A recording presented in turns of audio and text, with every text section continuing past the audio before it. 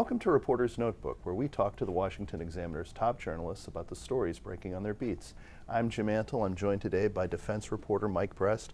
Mike, we've seen some changes in Russian tactics in Ukraine, and that's sort of produced a strategic shift in terms of how the U.S. and the West are helping Ukraine. Talk a little bit about that. So within the past week, we saw, in addition to the fighting that's been ongoing in the Donbas region in the eastern part of Ukraine, the Russian military launched missiles towards the capital of Kyiv, which is in the central part of the country, so it's pretty far away from where most of the fighting is ongoing. Right. It was the first time in about 3 weeks that Kyiv had been targeted with these missiles. And as a result, President Zelensky requested advanced air defense systems to ensure the safety of the capital. The U.S. Agreed to provide them with these advanced air defense systems, and said they would be included in the next sort of U.S. military aid package. And we're hearing talks about it, but it hasn't been formally announced yet.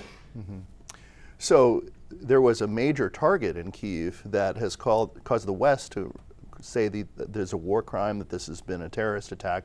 Russia denies it. Talk about this mall attack. So as you said, there was a handful of missiles were launched at a mall during operating hours. So it was a packed mall. There were estimates of about 1,000 people there when this attack occurred, and it left roughly 20 people dead.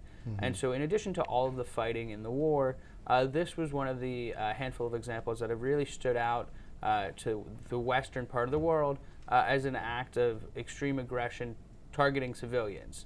And so after this, Ukrainian leaders and Western leaders together denounced this as a form of terrorism, as attacks specifically targeting civilians. And it's not the first time we've seen this, but it was the most recent example where it really showed in such black and white context the actions of the Russian military. And that was all a backdrop for this past week's NATO summit, which took place in Spain. And one of the big fallouts from this summit was that Finland and Sweden were able to overcome their hurdle to join the NATO alliance. And so Turkey was their obstacle, who had so far objected to their entrance to the alliance due to some internal domestic disputes. And so the three countries met during the summit, sort of worked through their problems, agreed to a trilateral agreement, and were able to move forward with their bids to NATO and join the alliance.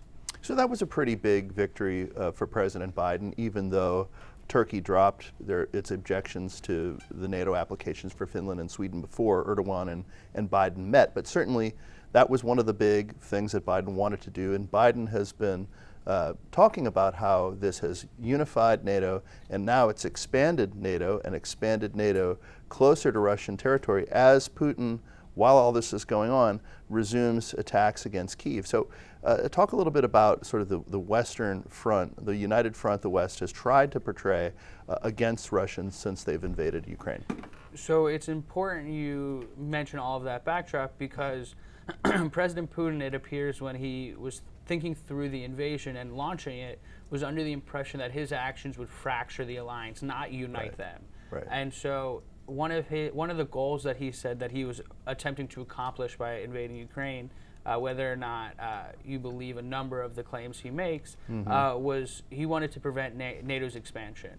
And so for his perspective, this past week saw the exact opposite of his objectives be accomplished. And so it really was a win for the alliance as well as President Biden. And even though they're not necessarily meeting all of Ukraine's needs, they are doing a lot to fortify their own alliance. So Zelensky has said that it would be desirable if the war ended by winter.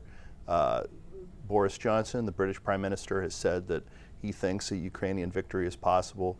President Biden has said that we will continue to support the Ukrainian effort until Ukraine prevails. What are we hearing in terms of what's realistic for the length, the duration of this war? So you mentioned President Zelensky's goals, and he mentioned them as he addressed Western leaders earlier this week. And Western leaders didn't really see that as a likely outcome. a possible and optimistic outcome, but one that is not quite in line with the sort of protracted, grinded out war that they're envisioning, that they've seen so far in the last couple months. There really is an expectation that this could drag out for years. Thank you, Mike. You can read Mike and the rest of our national security team's coverage at washingtonexaminer.com.